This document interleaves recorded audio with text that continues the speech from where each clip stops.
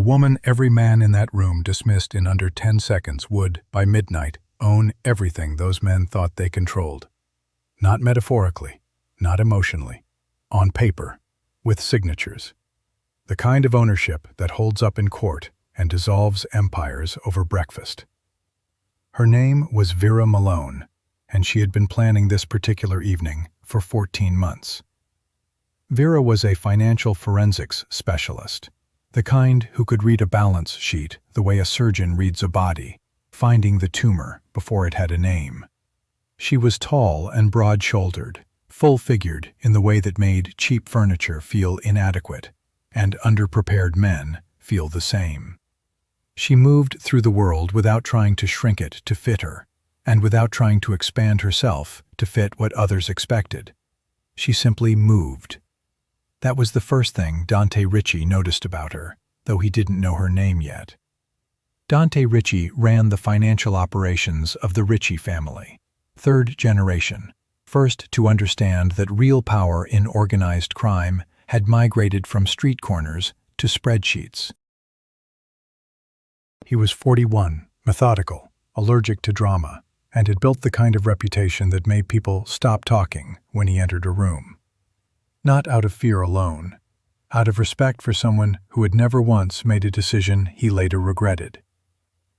He was at the Harlow Club that Thursday evening for the same reason Vera was there. Leo Caruso. Leo Caruso had been in the room for 20 minutes and had already made 3 enemies without realizing it. That was his particular talent, leaving wreckage he couldn't see. He'd grown up on the margins of the Ricci operation, never quite inside and never quite out, surviving on borrowed status from men who actually mattered. At 53, Leo had the expensive suits and cheap instincts of a man who had spent his entire life terrified of being exposed as small. That terror had curdled, over the decades, into cruelty. He needed to be the biggest thing in every room he entered. He needed it the way some men need oxygen. He noticed Vera the moment she walked in. The Harlow Club was the kind of place where reputations were built and destroyed over single conversations. The bar ran the length of one wall. The crowd was 40 people, mostly male, all of them connected in some way to money that moved in darkness. Vera had arrived in a black dress that fit her exactly as it was meant to, no apology and no performance, and gone directly to the bar for a glass of water. Leo crossed the room to her inside 90 seconds. Later, people who had been watching couldn't explain why. He simply did. "You're here for the alderman's thing?" he asked. "No," Vera said. "Then who brought you?" He said it with a particular inflection that made clear the question wasn't really about who brought her. It was about why someone like her was in a room like this at all. Vera looked at him for a moment. "I brought myself." Leo let the silence sit for exactly 1 beat. Then he turned to the 2 men standing nearest to him, men he didn't know and had never met, and said, loud enough for the nearest dozen people to hear, "Tell me something.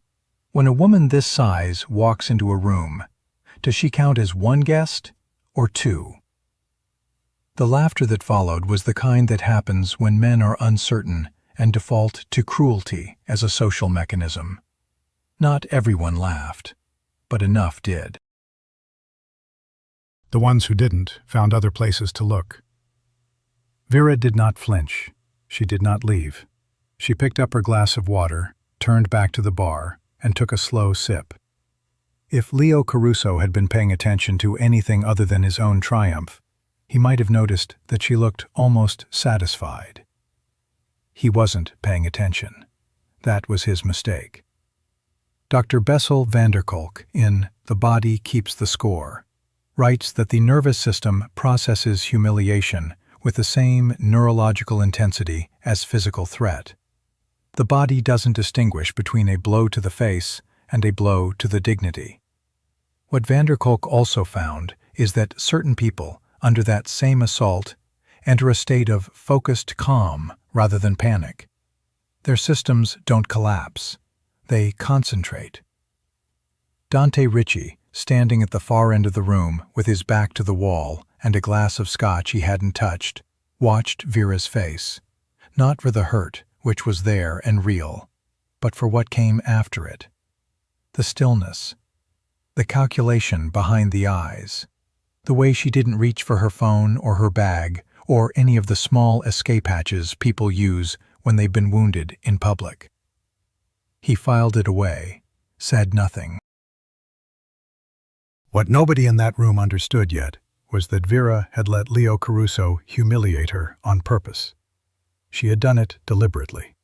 Because Leo Caruso, now relaxed, expansive, feeling magnanimous in the way that men do when they believe they've successfully established dominance, was about to make a phone call. And Vera needed him to make that phone call while his guard was down and his hands were showing. 14 months ago, Vera had been hired through 3 layers of intermediaries, none of whom knew the other's names, to trace a financial hemorrhage inside the Ricci family's legitimate holdings. Someone was pulling money out through a structure so elegant it had taken her 4 months just to see the shape of it. Shell companies nested inside trusts, nested inside charitable foundations. Whoever built it understood accounting the way a pianist understands keys, not as rules, but as language. She had traced it to Leo Caruso. Not directly.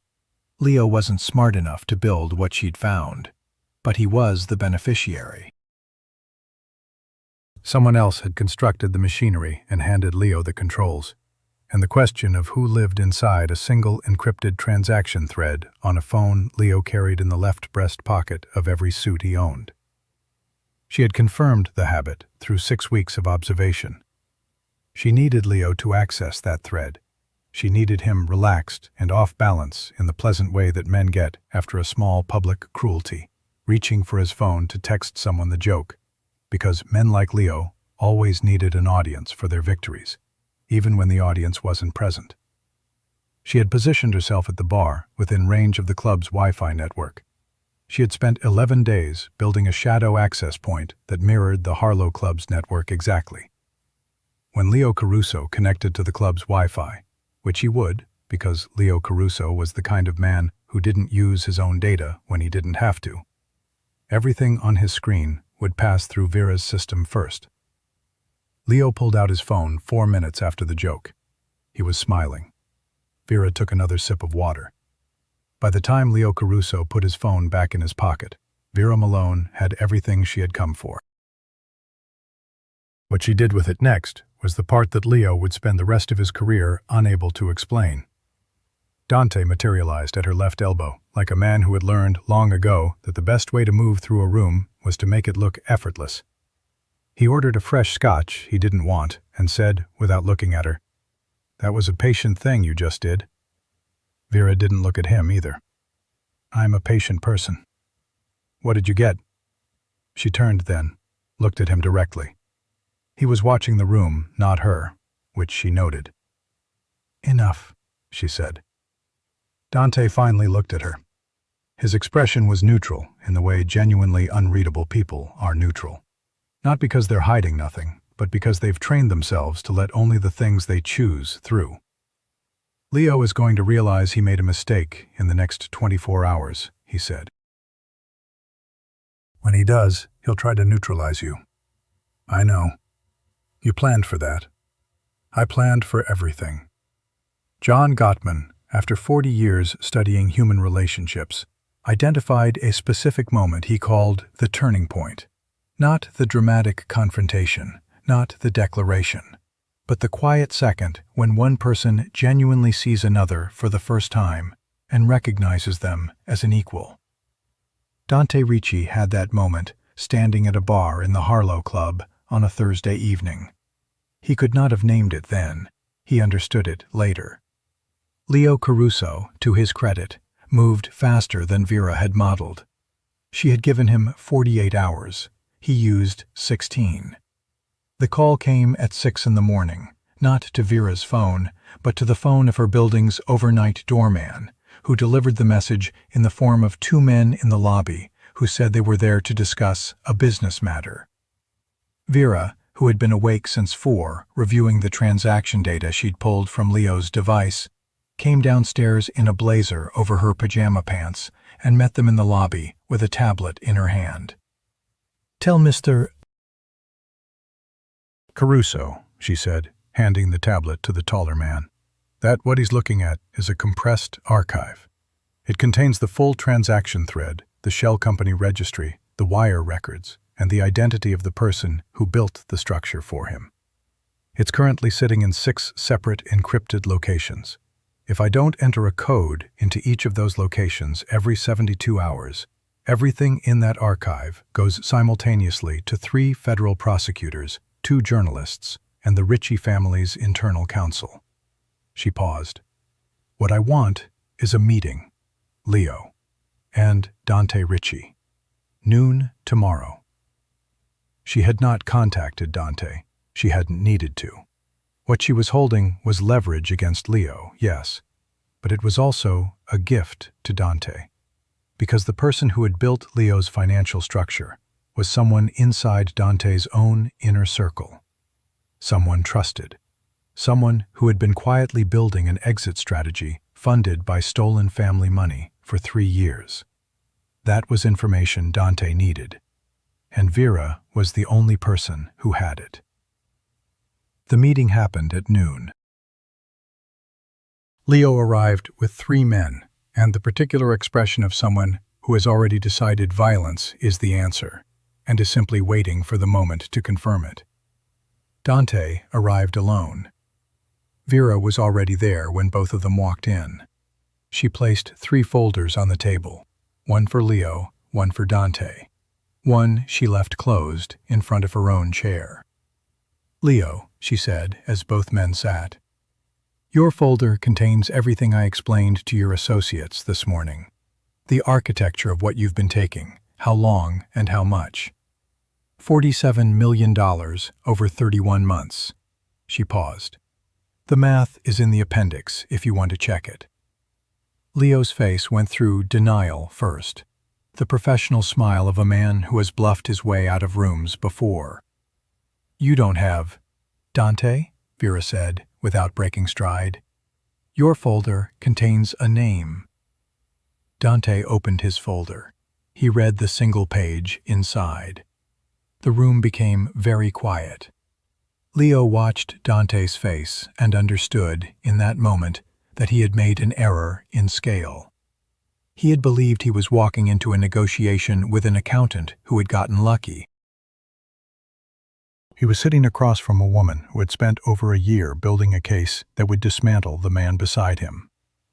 Robert Cialdini, in Influence, The Psychology of Persuasion, describes the principle he calls social proof, the way people calibrate their responses to a situation by reading the reactions of those around them. Every man in that room watched Dante Ritchie read that single page. And every man in that room adjusted his entire understanding of who Vera Malone was based on what Dante's face did while he read. What it did was go very, very still. Leo Caruso had spent 53 years building a version of himself that required other people's diminishment to hold its shape. In the next 4 minutes, he would watch that version of himself come apart at every seam. "The name in that folder," Vera said, "is the person who built Leo's structure. He needed someone who understood your books, Dante, someone inside. I've traced 47 million to Leo. I've traced another 11 million in preparation, accounts being staged, identities being built, to the person whose name you're looking at." She folded her hands on the table. "I didn't come here to extort either of you. I came because someone hired me to find a leak, and I found 2. Leo stood up. The 3 men he'd brought stood up with him. Dante said one word: "Sit." And Leo sat. Not because he wanted to, because something in that single syllable made it clear that the calculus of the room had changed completely, and the man who said it was the only person in it who had understood what was happening from the moment he watched Vera Malone take a sip of water at a bar and look almost satisfied after being publicly humiliated. What happened to Leo Caruso after that was handled the way these things are handled, not in rooms with witnesses, not in ways that made the news. The person whose name appeared on the single page in Dante's folder was handled with the kind of precision that 4 decades of quiet operation produces. Vera's dead man protocol remained active. Nobody ever tested it. 3 weeks later, Dante sat across from Vera in an office that was not the Harlow Club and not a negotiating table. He had a file in front of him. "I want to offer you a position," he said. "Doing what?" "Finding things." He opened the file. "I have 12 situations that smell the way the Leo situation smelled before you walked into it. I've been watching them. I don't have anyone who can see what you see." Vera looked at the file, looked at him. "This isn't only about the Leo situation," she said. Dante said nothing, which was, she had learned, his version of agreement. In Attached, The New Science of Adult Attachment, Dr. Amir Levine describes the particular bond that forms between two people who share a specific kind of trust. Not the trust of familiarity or accumulated time, but the trust of having watched each other act under genuine pressure and recognizing something of themselves in what they saw. It is, Levine notes, the fastest and most durable connection human beings form. Neither Vera nor Dante would have used that language, but the thing between them had exactly that structure. "Equal terms," Vera said. "Full access to everything I need. And if you ever laugh when someone tries that Leo Caruso trick on me—" "I didn't laugh," Dante said. "I know," she said. "That's why we're having this conversation." She took the file. "Some people spend their lives making themselves smaller so the room feels comfortable." Vera Malone spent 14 months appearing smaller so the right people would underestimate her. And the man who never did, not for a single second, turned out to be worth trusting with everything. If that landed somewhere real, the like button is right there. Subscribe, because the women in these stories are never what anyone expects, and neither are the endings.